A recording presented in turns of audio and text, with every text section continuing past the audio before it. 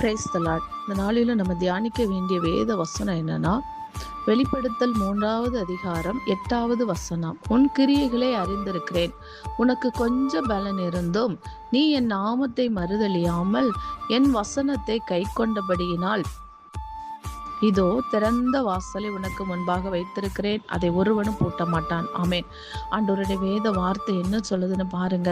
அவர் நம்ம கிரியைகளை எல்லாம் அறிந்திருக்கிறாராம்.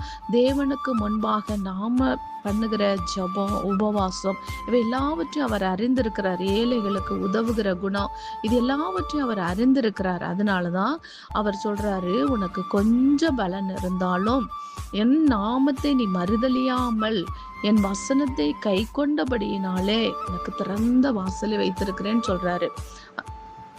கர்த்தருடைய பிள்ளைகளே, தேவனுடைய பக்கத்துல நம்ம இருக்கும்போது நமக்கு எல்லாமே ஜெயந்தாங்க. திறந்த வாசல் தான். திறந்த வாசல் இருக்கும் பொழுது நம்ம எந்த காரியத்தை செய்ய நினைத்தாலும் தேவன் நம்ம கூட இருந்து நமக்கு வெற்றியை தருகிறார். இதை விசுவாசிப்போம். இயேசு நாமத்தினாலே ஆமென்.